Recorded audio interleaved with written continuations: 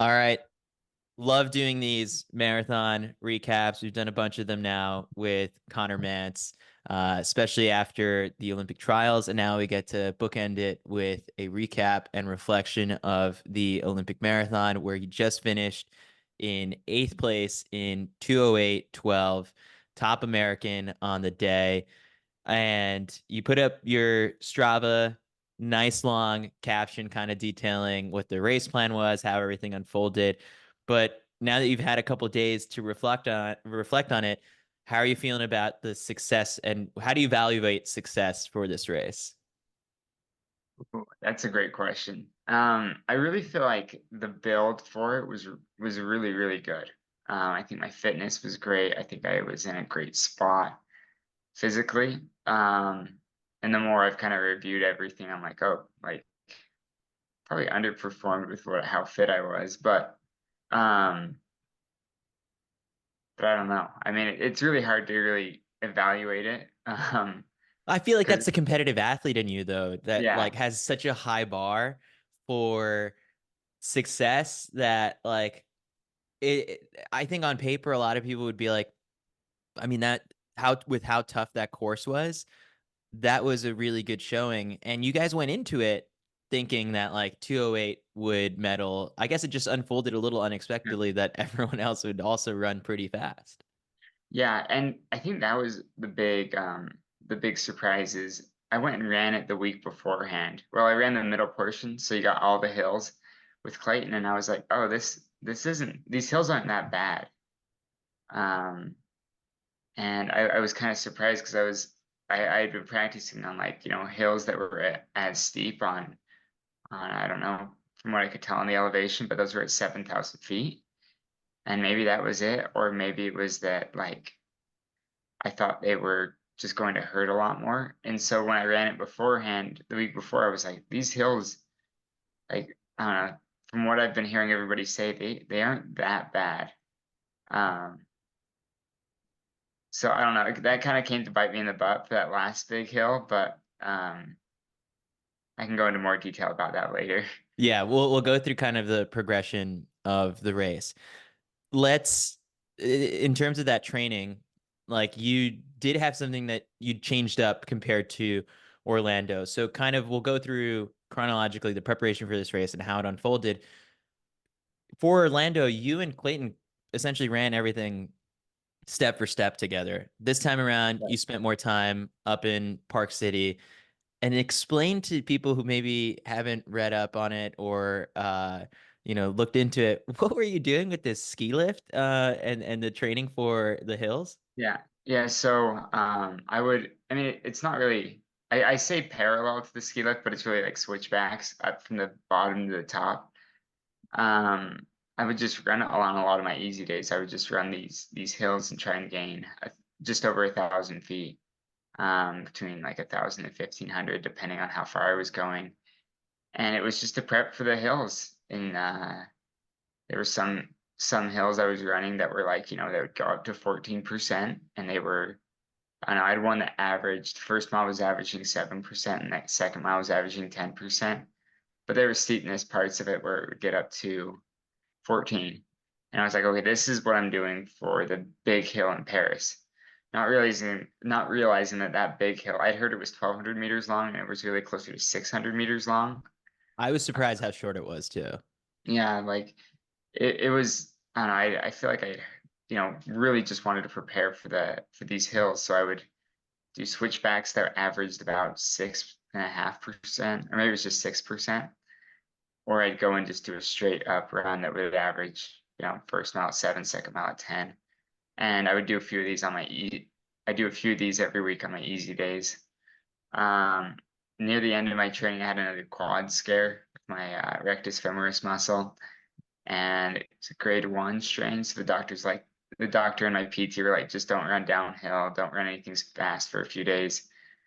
So I would have my wife drop me off at the bottom of it. I'd run up the switchbacks, and it was about 4 miles, and then she'd pick me up at the top and just do that for a few doubles. Wow. So you weren't concerned at all, I guess, because you were doing the workouts with Clayton, like was it two or three times a week? Yeah. I guess you're just callousing your legs, right? At that point, to do all of that hill training on the easy days and then jump into a workout the next day. I guess like that is Yeah. sort of what you needed to prep for. Right. And those hills, I wasn't taking them very hard. Like, Okay. I mean, I'm jogging up them. I mean, I was taking them okay, maybe I was taking them harder than I should, but I was going like 7 minute pace up them, maybe 7:30 on a lot of days. And for the one that was 10%, I think I may have only done that 2 or 3 times. And when I did that, it was like I was going 8:30 pace on it. I was going pretty dang slow. Um, so then overall, when you and Coach Eyestone came up with the training plan for this one, you look at it 16 weeks out. How did this one compare? Obviously, we see a lot of Clayton's build through the docu-series that he has on Yeah, YouTube. You make obviously a lot of appearances in it. With Clayton, right. there were some ups and downs. For you, was this smoother than it looked for him? Or did you, I guess you did have that big injury scare where you had to Yeah. take some time off, but you're a cross training animal and you came back and jumped into workouts and looked great immediately. Well, thanks. Yeah, I did have that injury scare. So I was out for either out or had mediocre training for like 4 to 6 weeks. I couldn't really tell you. It felt like forever. But fortunately, I had a lot of people I could go swim with. I'd go swim with like Whitney Orton and Anna Camp Bennett and Courtney Wayman occasionally, and then the BYU women's team and guys on the men's team. So I was cross training pretty hard. You're not an arc Biking. trainer guy, are you? What? Oh, you're not an arc trainer guy, are you? I have an arc trainer. That's like the one piece of cross training equipment I have at my at my place in Provo. So I did that, but I didn't do that as much just because I did like I was mainly on the arm bike because like the arc trainer and the stationary bike put a lot of stress on your quads. And it was like that quad muscle is what I couldn't use. So I was doing only upper body swim for I don't know most of that time where I'd have, the little floaty thing in between your legs. And it yeah, once I was starting to get healthy, I did try to do the arc trainer more, but when it's a muscle, it's just really hard because it's not the pounding that hurts you, it's just the strain, like strengthening that muscle or I guess tearing that muscle, whatever. What was the biggest swim session you had? There was, I mean, there was one day it wasn't an intense day. It was just how far could I go, and I had a goal to get 10,000 yards in. So I think I did. It was either like 6,000 in the morning and 4,000 in the evening or something like that. And so Oof. I don't know if I. There was like the one thing that like made me think maybe I'll run an ultra one day because I had the mindset of like, hey, just finish, just one more lap, just one more lap. Like, don't take a break. And doing it was kind of fun. Like, no, it wasn't like near as fun as running, but it was a fun mindset to be like, how far could I actually go? Could I hit this arbitrary number of 10,000 yards in a day? Who Uh, supervised this? no one. Like, it was just me. The mental fortitude for that is, I think, the most impressive part. One of the things. It was miserable, but I mean, it worked out. Like again, Clayton was still doing workouts. He was still running, and by the time I was out of the pool, I think it frustrated him, but it was like I was ahead of him in workouts because I just had such great like aerobic capacity at that time. And like coach would say a time and I'd be able to hit it fairly easily and Clayton was still coming back from his like not being able to do workouts while I'd been doing these either very long or very, very intense swim sessions. And very, very intense for me. For somebody who actually swims, those are probably like nothing, but I was in a really good spot because I was just swimming so hard. By the time you get back to, you know, training, running, doing the actual workouts, and the build continues, you like we get to this point, I guess, where you guys go to, was it St. Moritz? I think you guys were up there for a bit. Yeah. How did at that point, like it's starting to get closer to the race? Did you feel fitter than you have been in the past in a Chicago or Orlando, or just about the same? Um, I think I felt fitter. The issue with like St. Moritz we had just like we did opening ceremonies. We had just come from Utah.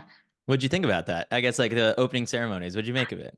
It was fun, for sure, but there's a little part of me that kind of regrets doing it. Um, I got like the 2 weeks leading up to the Olympic Games, I got the worst sleep of my build, and probably of any build I've done for a marathon.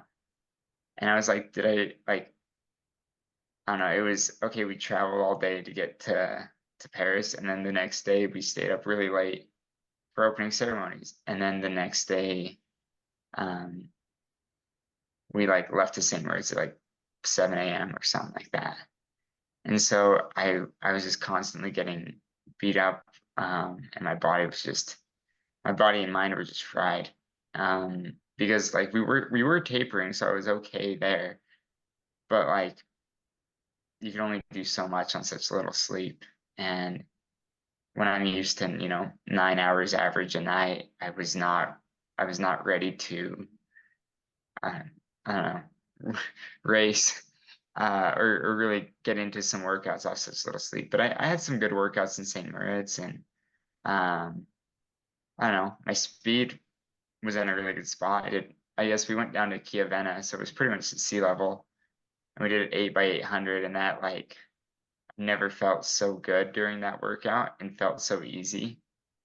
Probably because we were doing the same amount of rest we usually get at altitude, but like my seventh one was, I think I averaged 2 or 3, but my seventh one was like 158 or no 157, Nice. and I was like, oh, like I could break 4 today easy. Like I felt like I could have just kept going. And coach was pretty like not upset, but he was like trying to hold the reins in. He's like, all right, next one, Clayton's leading, or like no faster than 202 and whatnot. And so I was like, okay. That's always the thing with you, I guess, is just kind of constantly, pushing it. And you learned your lesson, I guess, doing the strides with your 800-meter teammate. Yeah. And maybe I explained that poorly. He was doing 200s, and I was like, oh, I'm here doing strides. I might as well do like the last 100 with him when he comes by every other one. And it was not like he ran because he was supposed to run, I think, like 27, 28 on those. Mhm. And the first one I did with him, he ran like 23, and I wasn't even close. I wasn't even like I was just all out sprinting, and he was just way ahead of me. But it was like a combination of that, doing some hills, not getting recovered from the marathon that got me injured originally. All right, so kind of really to go back to the point before I interrupted about the Yeah. opening ceremonies, how did so when you're in Paris at that point, getting final touches on the race, you felt fitter than you did in Orlando? Yeah, I'd say I didn't have as many I don't know, like big, exciting looking speed like workouts, like longer stuff or interval stuff. Um, I didn't have anything that like really pops out as like that was amazing. But I was so much more consistent. Like Orlando, I had a stress reaction, I had COVID, so I went COVID, then I had a good week, then I had a stress reaction, then I had like a good like one after like a few weeks after I recovered from that, I had like a good week and a half, and then I had a really bad bacterial infection where I couldn't like finish a run or a rep without coughing like for like a minute or two, and I was just I don't know, really bad mucus in my throat. And after like 2 weeks of that, it was like, all right, I just need to be on. I reached out to a doctor and was like, hey, there any antibiotics for this? And like he got me some, and within taking those, I was good like 2 days, 3 days later. And so like my build this time, I just was able to be a lot more consistent. And that time it was like I was on the L2G for a lot of my workouts or runs. And this time I was like I almost all my running was on the ground. Yeah, Um, Once I recovered from my quad injury, but pretty much the 12 weeks leading up, I was 100% on the ground. sweet. And then I talked about this with Clayton as we kind of progress into devising a race plan for this one. It's different because at the trials, everyone looked to you and Clayton as like the guys, and you Yeah. guys had backup plans, knowing what moves to cover and all that stuff. Clayton mentioned to me that in a sense, like because there are so many guys with crazy fast PRs, and there's only so much that you can find out about certain athletes, where it's like, oh, you only see that they ran this marathon last fall and that was it, or this spring they ran this and that's it. Like there's just so much little intel out there that Yeah, you guys have to just react to things more in real time during the actual race. How did you approach sort of your competition and sizing up? Because it's like it's hard to just like yeah, yeah, sure, you look and see Kipchoge is on paper in this race and Tamara Tola is in this race, but you only see results. You have no idea about their training, and in the actual race, you just kind of have to go off of pacing, right? right, right. And like coach was very big on that first 15K. Don't go out any faster than 4:46, and then after that you can race for race with that top pack. And so like that, I don't know, the race didn't play out like that. The race we went out super super slow that first 15K. I think we were on like 2:11 something pace, and it was very crowded. And you're getting shoved to the side, and you're sprinting to try and get the tangent or the bottle. And at least that's what I was doing, and I shouldn't have been doing. Um, but yeah, the I don't know. I don't think I was really concerned with anybody individually. It was very much like run my own race plan. Really good friends with Kenneth Rooks. We roomed together at the Olympics, and he's very like good at just he doesn't really like think of, oh, I need to respect this person. I guess he kind of did with El Bakali, but he's very good at just running his own race plan and focusing on what he's doing. And so I kind of took confidence from seeing that work out so well that it was like I'll cover moves of a few individuals, but other than that, I'll be very much I'm running my own race plan and just kind of running off feel. In the days leading up to it, obviously you guys have gotten closer with Grant, having with him spending time up in Utah. Kenneth, seeing all of that, did it get the wheels spinning in your head as to like, all right, like Paris has been pretty magical for the Americans. What can we do? Oh yeah. Yeah, and I was going in with the like with the mentality that I could medal even before we left. Um, I just knew my fitness was at like a different level, and I don't think it really like yes, eighth is great, and I'm happy about that, but I don't think my fitness really showed in this marathon. I think I'm have another level. I'm trying to bridge the gap to. Um, but I think it like seeing them do so well, I was definitely thinking of it in the race. Like Kenneth was second, Grant was third. Like I can go out here and medal. Like Cole even did a little stint in Provo. And so it's like I can like I know these guys. I've ran with these guys. Um, gotten my doors blown off by these guys, but I can go medal, like I really believe that I was like every moment of that race, whenever I was looking around, especially in that first like 25K, I was like, all right, the medals are gonna come from this pack that I'm in. And I was like, I'm in this, like, and I feel great, and it feels pretty easy right now. And I think I'm gonna get a medal. So it was pretty inspiring, especially in the race. I know Clayton was watching the Kenneth Rooks race in the Team USA, I think like whatever it was, like Yeah, the they athletes fit or called it whatever the it was, ARC. It was like the athlete, I rec don't know, center or something like that. rec center. Yeah, Um, were you there for that as well? Because he told me yeah. how much he was losing his mind. Oh yeah, I was. We were both losing our mind. It was exciting. We were there with. I wish I could remember the rower and the triathlete's name who were watching it with us, but it was pretty special. I would love to see what the heart rate data Uh, was for the two of you guys watching that race. it probably got way too high. I couldn't fall asleep till like. That's another thing. I wanted to go to that race, but I'm like, no, I need to go and get quality sleep. Um, but I could not like fall back asleep after that.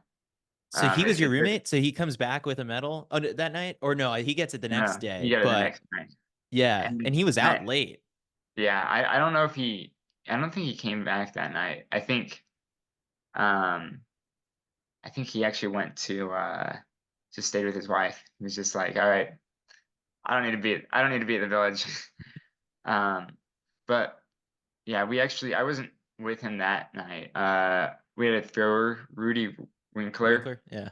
who was also in our little apartment. It was just the three of us, and he had his own room, and he was gonna be gone for a few days, and he had a queen bed, and he's like, "Hey, if you want, you can sleep in this." So I was sleeping in that. So if Kenneth was coming in, I wasn't gonna hear him. That is sort of like the little inside knowledge that I guess like most people didn't realize.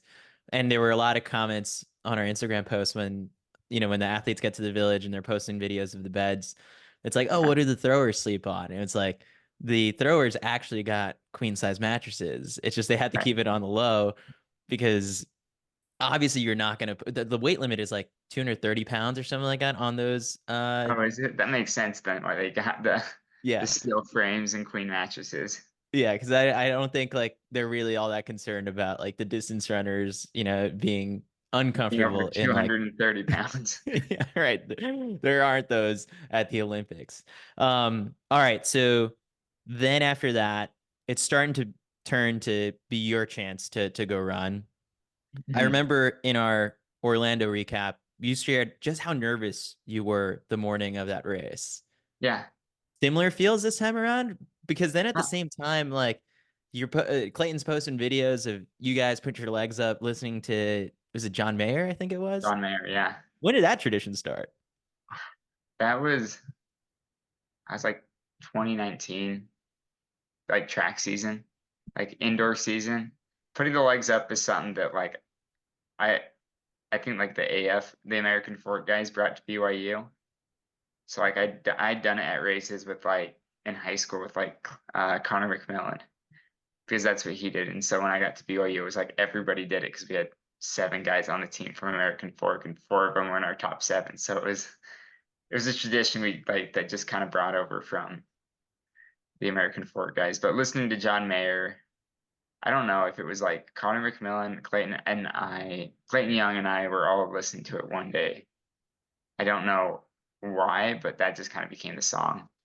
Love it. Or In the Blood by John Mayer became the song we listened to. I couldn't tell you why. Just vibes. All right, so then nerves wise, you felt good? Yeah, like I mean, I didn't feel like I had like I'm not gonna miss out on like yes, if I miss out on a medal, I miss out on a medal. And that I'd be pretty I would be pretty bummed about that. But I was more of excited about, grabbing a medal, like upsetting for a medal. Not so much this like, okay, I've done everything right to make this team. Like I've done everything I needed to as far as I could, but I've been sick. Like I haven't been 100% healthy.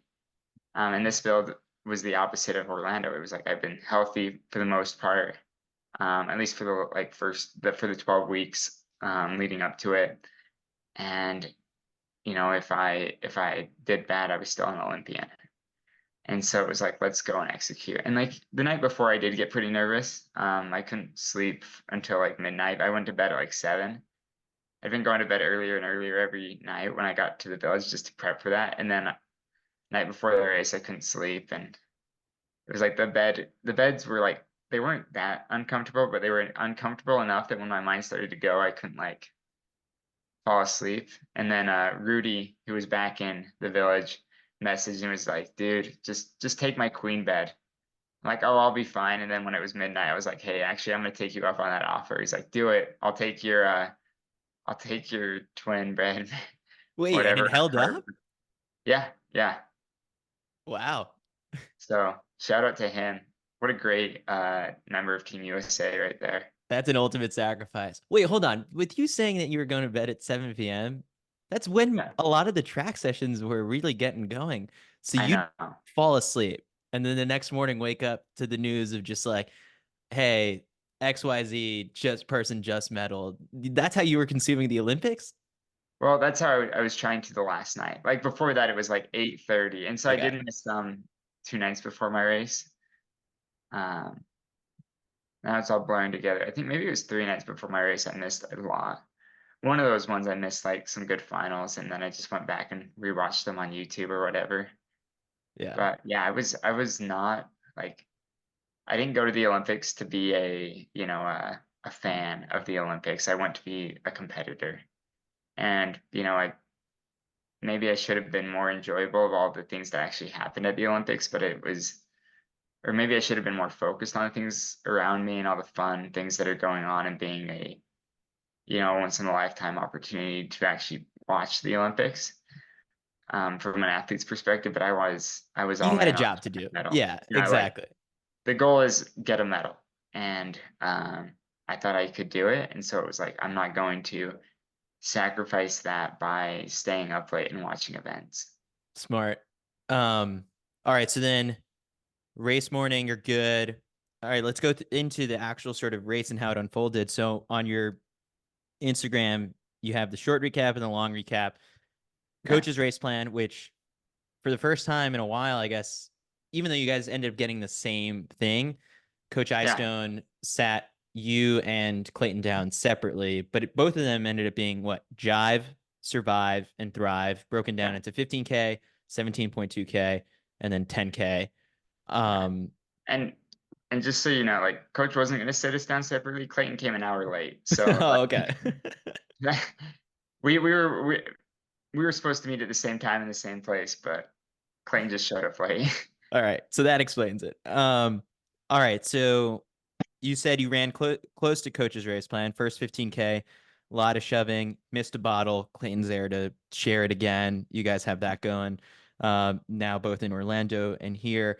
And ultimately, for that first part, it's Tamarat Tola who you have your eyes on. Good guy Yep. to watch out for because even though he was a late entry, the way he ran Where he was in, in New York last year was yeah, insane. yeah. So he obviously makes the first big move. You're one of the guys who goes and covers it. What was the thinking there? So I felt like that first 15K, all the shoving kind of kept my I wasn't running very relaxed. And I needed to be running relaxed. Like you're really early in a marathon. And so when we hit the first uphill, being relaxed really came naturally because I was so prepared for the hills. I think That's I'm at a great, 16K, the first big yeah, uphill. Yep. yeah. And um it felt pretty chill. Like all of a sudden the race feels good. All of a sudden it feels like I'm running chill. I'm running my pace, I'm running my plan, or not my plan, but I'm running like well. And so I was really happy when he took the lead around. Oh, like I guess the Italian was up ahead, and I think like he was up ahead for a while, but I wasn't worried about him because nobody in the pack was worried about him. And so I was like, okay, like I'm just running my own race plan. I don't need to go up there and catch this guy. When Tola went though, it was all of a sudden I was feeling really, really good. Mainly because I run relaxed up hills and I'm well practiced for this hill. And we'd been running so slow for so long that it was like it finally started to feel like a race is starting. I was getting excited. So I was like, I'll just go with him. He could be a guy that can medal or that could win. He'll probably medal. Um, and I ran behind him and it felt great. Just around 20K, he Bashir Abdi started to get dropped and I was behind Bashir. And so I went around him and decided to like keep moving, but kind of let Tola go because I was like, I can catch him on this downhill. Next downhill is pretty steep. I want to run very, very relaxed. And I did. I caught him on the downhill. My heart rate probably dropped a lot because the downhill was so steep and my legs weren't beat up at all because we'd been running so slow. So it was like it kind of like it felt pretty nice. Sorry, that was a lot longer to answer that question than No, it's all good. Because one thing that stood out in Clayton's recap was that y at any point in that first, he stopped looking at his watch, and it was just because, like, I think mentally you go into this thing expecting it to be somewhat slow, and then all of a sudden I guess to realize how fast you guys were going, knowing what's coming up on the course, he didn't kind of want to set into a mode of like, oh my gosh, like this wasn't part of the plan. From looking at your Strava, you were clicking off 5K splits, so you were pretty attentive to the data the whole time. yeah, like I just wanted to know. Coach said don't run any faster than 4:46, so I knew what what not to run faster than. But it was just trying to make sure, okay, I knew how I was feeling compared to what the time was. Hmm. Um, I like to run off field, but I also like to know, okay, like if I get more data, I can actually like I can feel confident about, oh, we're running really fast. It's fine. I don't need to like be at the front right now. I can keep running fast and stay at the back. Or if we're running slow, it's just nice to kind of know where we're at. But I don't know. I mean, 5K splits, you really don't get a ton of information. No. I mean, we also had the car in front of us that had the clock, the overall clock on it anyway. So like I already kind of knew my 5K split, but just doing it for like um my own data afterward. Like I do it in the mile splits of all my other marathons, but it's mainly so I can look back and see, okay, here's where I felt good, here's where I didn't like, okay, here's why I didn't feel good, here's because I went so hard. I don't know. More so for the I do it more so for the next marathon. Yeah. All right. So then there's a point where you guys did take off. Then there's a group that catches you guys, and Yeah. suddenly everything gets bigger. So You, frustrating. yeah, I know. You were clearly, I guess, like pissed when this group catches you. You turn around and say, "Ah, one more guy caught us," Right. and it's Clayton. Yeah, I was pretty Leads happy. to the backwards high five again. Yeah, I What? didn't. Yeah, was that on purpose? Yeah, it was. I mean, I didn't know we were being filmed, but it was kind of like a, hey, let's get it, like let's go. But it was very frustrating because like when Tola and I had kind of broken away from the Italian, I was feeling really good, and he kept slowing down, looking back, and like going to the side. And I was like, come on, like just go for it. Like I know you're good enough to just start going right now. Just like I mean, I didn't understand because he kept surging and then slowing down and kind of like looking back, and it was like, dude, just go. Like that was probably the most frustrating part of my race was like this guy would not run consistent. And I think what kills me now is he ended up winning. So it's like I knew if he had gone then, I think I could have gotten a medal. But I mean, can't have something go perfect for you with because of somebody else's race plan, you know? Compared to the trials where, yeah, there is some sort of discussion and chatter happening. I'm sure Olympics is a little bit different because there's obviously different languages happening. But is there talking happening during that race or no? I mean, there was a part where I grabbed a water bottle, like just water, on one of the water stations, and I went to give it. I mean, I was talking to Clayton a little bit, but there was a time I grabbed a water bottle, and the German athlete, I can't remember his name. Is it Richard You know, Ringer? what? Is it Richard Ringer? Yeah. No, it was the other one, the one Oh, that was, Samuel Fitwe. yeah, yeah, him. Um, when we were like, I don't know, we were 27.5K. I grabbed the water and I drank some of it and I go to hand it to Clayton and I saw Clayton had one and he's like, hey, give it to me. I can't remember what he said, but it was something like that. And so I gave it to him. I'm like, yeah, in a marathon, you're all friends until like you start making moves. And then at the end, you just want to beat each other. But during the first, 35K, you're friends with everyone. Yeah. All right. So then after the high five, this is sort of now when you guys do start climbing a bunch.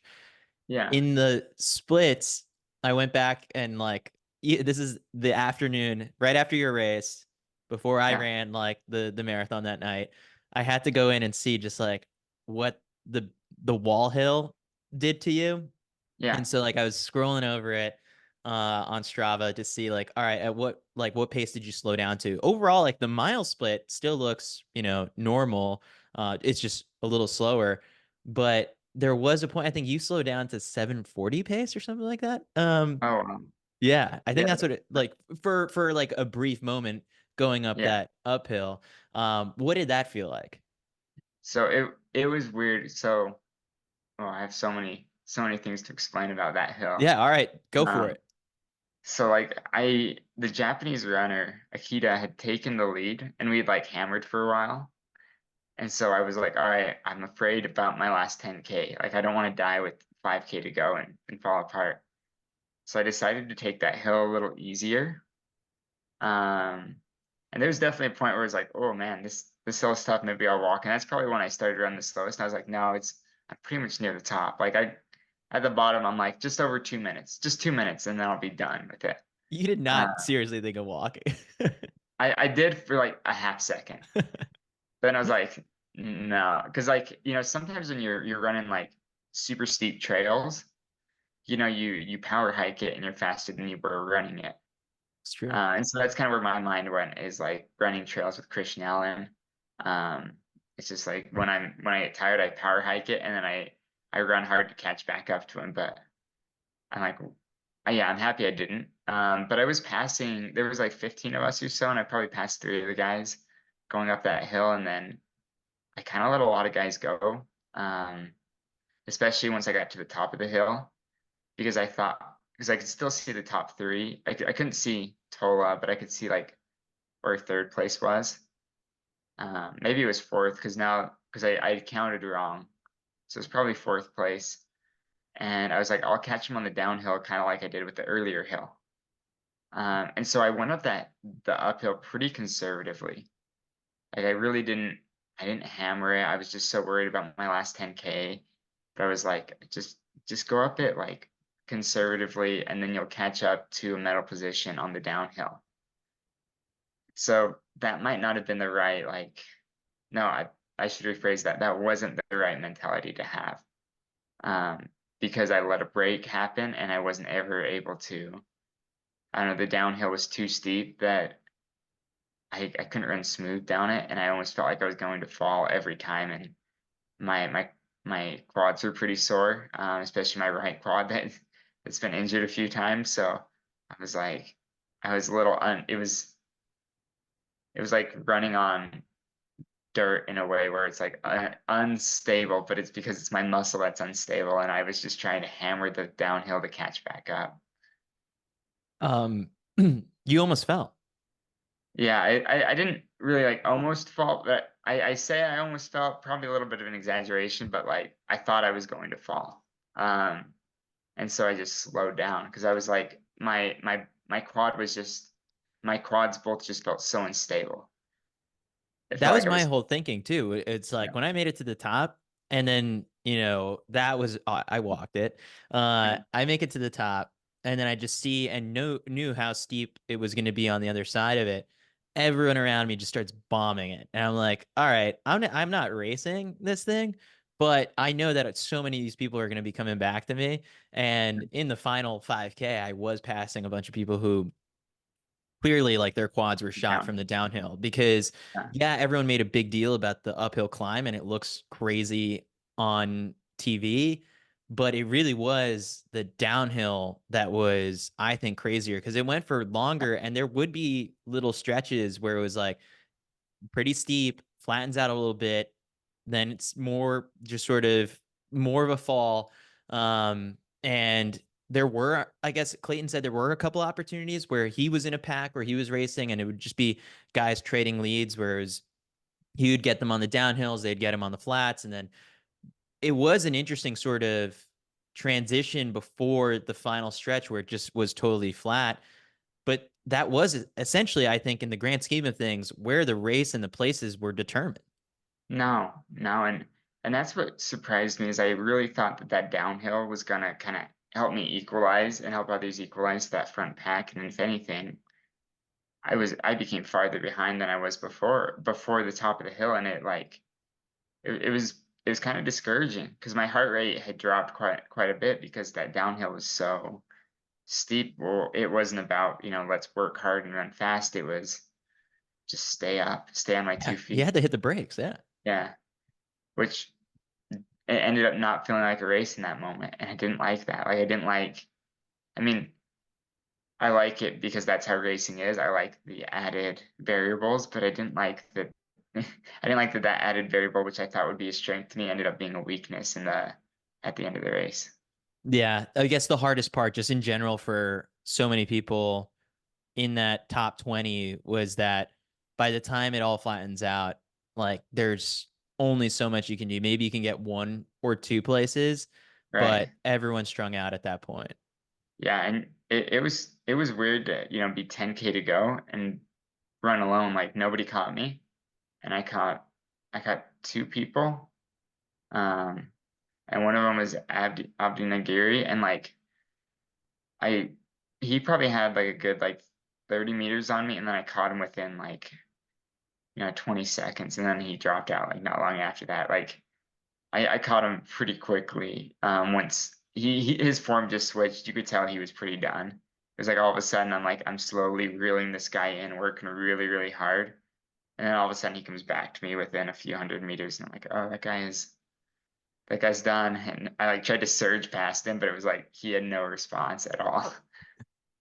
Throughout the course, though, it also seems like the people from rep, the Run Elite program, and just friends, family, you guys had little signs that were like feeding you guys information as well. But was that, I guess, in the second half, probably not as helpful, but still, I guess, information you guys were getting, right? Right. It was supposed to be like the last 10K, just like, they radio ahead and say, this is how far you're back from the next people. This is how far ahead you are from people. I only could read it like once though. I saw it only twice. But in my mind, it's like, I'm just, it's the last 10K. I'm just trying to catch the guy I can see.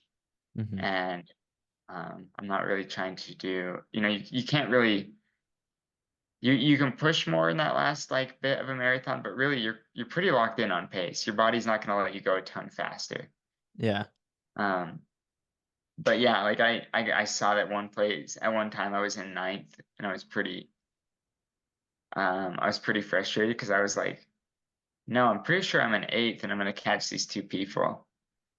Or or yeah, I was gonna catch these two people. I caught one of them, which was Abdi Nagiri, and catch Tabelu, but I was like I'm gonna finish top five, or top six, whatever. And I was just they were right, I was wrong. I didn't notice one of the guys who was ahead of me. I didn't count right, so That's marathon brain. that is marathon brain. All right. So then towards the end, it literally, I guess in the final mile or two, only thing you could do is maybe try and reel in to Bello. Yeah. Um, but he even kind of puts in a little bit more toward the end, and you decide, I guess, with what, 1200 to go, it's just like soak in the moment. Yeah, I think it was really more of 800 to go. Okay. I probably wrote down 1200 to go. At 1200 to go, I looked at my watch and was like, "Oh, I can run. If I run 440 pace, I'll break 208." And then I realized, wait, no, I did my math wrong. I need to run like 430 pace. And I realized with 800 to go, like I'm not catching him. That's like then I looked back for the first time in the whole race, like of at least where it probably mattered. Um, I looked back and was like, I don't see a single person. And I was like, I'll just enjoy the moment. Part of me wishes I would have pushed a little harder. Like it would have been fun to break 208.10 just because that was the standard I was going after all last fall. But just hard to push when it's an arbitrary number. It's not like a sub 208 that makes like it's more exciting. It was just like, I guess if I really dig deep, I can break 208.10, but no one's coming back to me and no one's catching me. So And they made the standard tougher for you guys for yeah, Tokyo next year. yeah. So, yeah, there was only so much you could do. All right. So when you were reveling in the moment, what Hmm. was it that you were taking in? Just the crowds and just the enjoyment that like, hey, I'm at the Olympics. Like, no, I didn't medal. No, I wasn't even that close. Like I was kind of close, but I wasn't that close.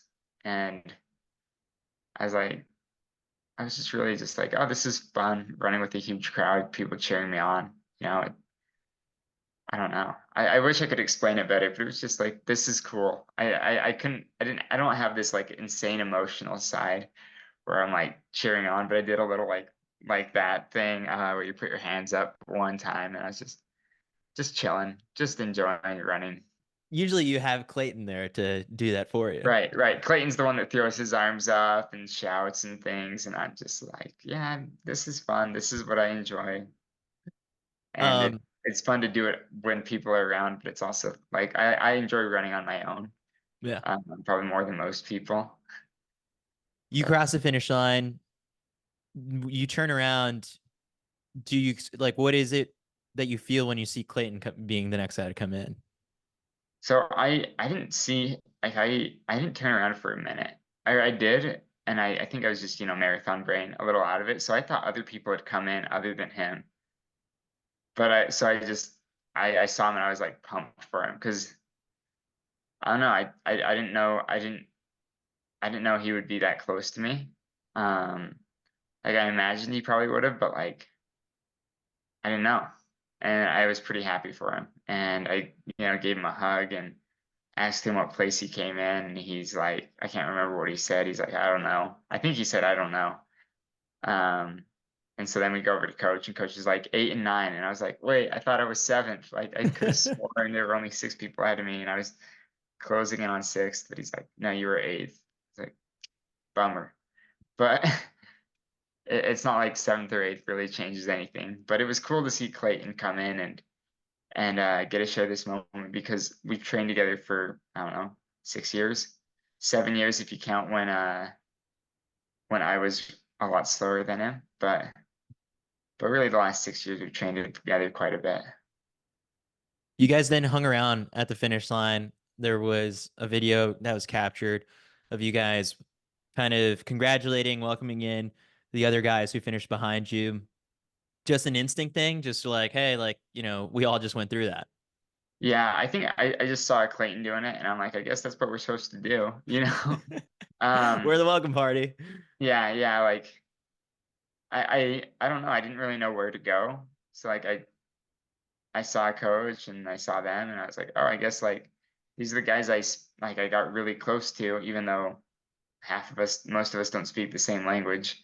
Um, or maybe like most of us do. I guess a lot of people speak English, but it was like I got to see people that I'd ran with and see how they did, and that was fun. And it was fun to see like Patrick Tiernan come in, who is an athlete I've looked up to, even though like we've gone back and forth in races. It's still like he is in my mind held in such high regard.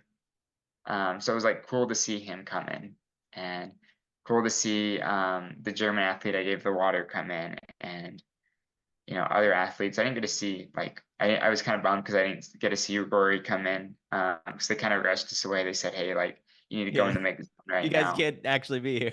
Yeah, you're not supposed to be doing this. And so I was like, okay, like, I guess I'm not supposed to be here. But it was fun because in a marathon you really do like the groups that you run with you get pretty close to, whether it's I don't know, like even if you don't say anything to each other, even if there's no real reason, you just all experience the same painful thing, and Yeah. there's kind of some I don't know some type of friendship that forms from that. I couldn't tell you exactly. Um, all right. So then unpacking the post-race celebration, what did coach say afterwards? Kind of assessing the day. There's video of Clayton's wife going nuts for him, I guess, in the final, 100. How is your wife dealing with everything? How is the support crew, after? Oh, it was insane. So we had my family made shirts, and I think there were like 44 people wearing them, Wow.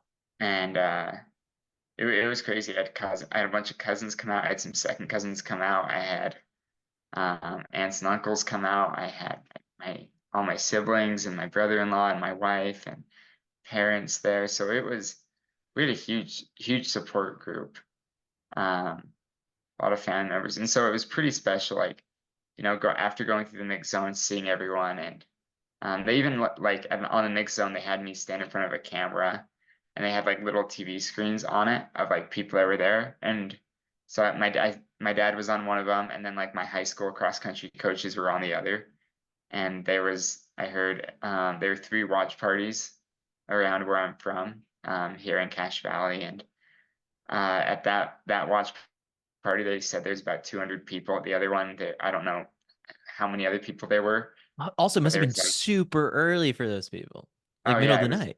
it was like 2 a.m. Wow. like when I finished. So like it was cool to chat with some of them and go through that mix zone. So it was like I got to say hi to 200 people in one at one of the parties that was watching, and like my high school cross country coaches who um for two guys that didn't run in high school or college or anything, and just kind of got pushed into being the high school coaches. They were some of the best high school coaches anybody could have, for guys that really didn't know the sport. And that was really special just to see them and just be like, these guys, like, you know, they did a great job getting me to BYU, and then Iceland took over from there. And and then I walk past the mix zone and I see, I don't know, 50, 60 people that I'm close with who are all cheering for me, and Clayton. And I mean, it was just cool. It Yeah. was really, All right. So then closing ceremonies happen. You make your way back to the States. You're in Utah. I opened up Strava yesterday. I see you already went for like a 6 or 7 mile run at 7 minute pace. What's up with this? yeah, I was just gonna go like 4 miles, 5 miles. But then the guy who told me he's going 5 miles just kept running, and I was like, hey, like, when are we gonna turn around? By the time I ran with the BYU team. Um, and I was just talking to Casey. He wanted a full on recap of the race, pretty much what I just talked about for the last 40 minutes. And I'm telling Casey about it, and then the guys who were gonna turn around just kept going. So turned around at 3, and then we ran a weird way back. So it was a little longer than planned. But my legs feel great. Decided to still take yesterday off. I did some stationary biking and some core and whatnot, but went on a 4 mile hike, but nothing really intense yesterday. So I'll probably keep it a little more like that. 6 miles probably might have been too much. My body was not ready to start running post marathon. I think just my foot's a little banged up. But other than that, my legs feel great. I'm ready to start training again. Always excited for the next race. I've always heard there's a big slump after the Olympics, and really I'm kind of happy because I can get back. I like training a lot, so I'm excited to get back to training and going for a new goal, whatever that's going to be. Yeah. Little birdie tells me there's another marathon on the horizon. Yeah. Can't say a whole lot just yet. But for you, I guess, what is it that you want to get out of your next marathon? But at the same time, like you thinking about this fitness that you had for this race, Clayton even brought it up that it was, I think, Todd Garner from the Run Elite Yeah. program put together, like, I think it was a chart of the personal best of the people who finished in the top 20, and you guys, and you look and see the company that you guys were around, and Clayton was like, hey, I mean, we said this on the City Smack podcast after Chicago, that your wheels have gotten spinning about the American record, and depending on like what opportunities are down the road, I think a performance like this only gives that further credence, I guess, to that, to believe that that could be in the cards for you down the road. Oh, absolutely. And I mean, I've been thinking about the American record in the marathon before I ever ran a marathon. Like that's always been something that I've been, aiming for. Um, but I do think this kind of helps, build that confidence, and it's kind of just it's another stepping stone. Um, I don't know. The way I work is the closer I get to whatever this magical like next step is, the more I'm like, okay, let's just work harder. Um, so I don't know. I'm definitely thinking about the American record, but I don't know when I'm gonna go for it. Hopefully within the next year or so, but it's hard to find like the right marathon to go for it. I think it's Valencia, right? Like, but Yeah, no, Valencia is like, it's so tough because obviously fall majors in the States, Chicago, New York, those provide great opportunities for American athletes to stay back. But I feel like if it's not you guys going out there, like even this particular winter, I could see some of the American women going out there to try and give that a shot. Like, yeah, Valencia is a great opportunity, and it is so hard. I think Kira D'Amato did a great job back in 2019, I think it was, or whenever, or 2020, whenever she broke the American record. 22, It was, what was it? 2022. Yeah, 2022. Wow, my Sorry. timeline was way off there. But it was that she was in a position where it's like, it's not about the appearance fee at one of these US majors. It's more about getting this done and going out and doing it in a place like Houston, capitalizing upon, the opportunity to go fast. At some point, you've also got to Right. think of like, all right, you got to put the appearance fee aside and just go for it. Right. Right. And like in my mind, it almost seems like Valencia is a great opportunity, but there's a little part of me that's like, I kind of think Tokyo might be. I mean, I don't know. I don't know what I'm gonna do. There's so much to go into it, but like, there's a little part of me that's like Tokyo might be the best one because in Tokyo you're gonna have 10 Japanese guys going after like 205 something, and the Japanese are like they're gritty Yeah. and they go for it, and I don't know. I would love to do it in a race similar to how like the Japanese run, where you got so many guys going for like a similar time. Yeah. So But that's Tokyo, Valencia as well, the actual Tokyo Marathon the next actual spring. Tokyo Yeah. Marathon. I mean, that could be next year. That could be in 2 years. I mean, I'll go for it eventually. Um, but the right marathon, Yeah. yeah. The appearance fee thing is tough because it's like, and like on the flip side, it's like, would I rather have the American record, or if let's say things go well at like a marathon like Boston or New York, do I think I could win one of those on the right day? And it's like, absolutely. So that's where I go back and forth is Yeah. there's always a guarantee with appearance fees at the world majors. And then if I do like an American record effort, I'm probably on the podium. Hmm. And that's pretty special. I think they released the guidelines for the selection team for next year, and Hmm. you get first dibs on the world championship spot for next year. Yeah, Is that something you would think about too? a little bit. I heard a rumor. Maybe I'm not supposed to say that. I'll say that off. I'll let you know off camera. All right. Um, but yeah, I definitely like considered it a little bit. I mean, I really wanted to run it in 2023. But I knew it wasn't. I knew Budapest wasn't going to be fast. It's hot there, or at least I was pretty sure Budapest wasn't going to be fast, and I needed that Olympic standard. So that's why I did Chicago in the first place. Um, it wasn't about like getting an appearance fee, although I'm always grateful when I do get one.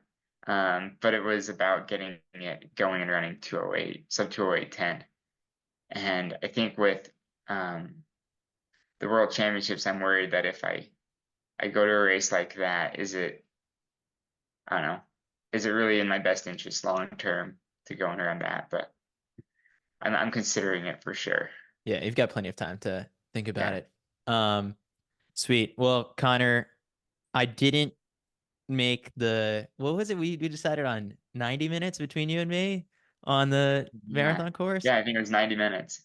I didn't do it because I almost dropped out. Right. Right. You decided to quit and then you realized how long it was going to take them to pick you up. Yeah, so like the sweeper vehicles were not going to come until after the race, like until the end of the race, and the cutoff time for the People's Marathon was like 6 hours. So I would have had to wait like 3 or 4 more hours to get taken to the finish line. And I was just like, all right, I guess this will just be easier to jog it to the finish. And my mental checkpoints were, all right, I tried dropping out at halfway. Then after that, it was let's make it to Versailles, try and find a place to drop out there. No Right. place to drop out. Then after that, it was let's go see this hill that everyone's talking about. All right, cool. Experience that. That was terrible. Then after that, my thinking was Kipchoge only made it to 31, 32K or something like that. Let's make it a little farther than him. So I get to like 35K thinking, all right, that's a good point. Check that box. And then I'm looking around for another convenient place to drop out. There are still no bikes available. So I get to 37K and I finally start seeing some bikes. And I think at that point you're back in Paris. Yeah. And You can I see was the like, Eiffel Tower then. yeah, at that point you can see the Eiffel Tower. I was like, all right, might as well just finish this thing. There's 5K to go. Right. And so yeah, I had to mentally lock in to committing to this race multiple times that if I probably would have given it a good effort, but then at the same time hadn't been covering track and field and producing podcasts until late hours of the night and not skipping meals, I Oof. think I would have got under the 90-minute threshold Yeah, that I think so. we set, but it didn't happen this time for me. All right. Hey, we'll do it again in another marathon, whatever the next marathon is. We overlap. Yeah. All right. We'll do that again next time. Maybe just send me your schedule. Maybe that's where I'll make my schedule. Is okay. How can I compete against Chris? Yeah. It'll be hard for me to get into the World Championship Marathon next year. I'll tell you All that. right. All right. So I gotta X that one off now. No, just kidding. All right, Connor. Well, I appreciate you taking the time for this. Thanks for having me. Congratulations. I know, you're thinking that eighth place is a hard pill to swallow, but you made, this country proud with that effort. It was awesome to see you and Clayton, come in not side by side, but like one after the other. Yeah. And yeah, I mean, I'm sure that there's more to come from you guys, and it's always kind of a pleasure to, get the chance to hear your whole vantage point from this race, and I'm sure people will be interested in how you do in the next one. So thanks, Connor. Thank you, Chris.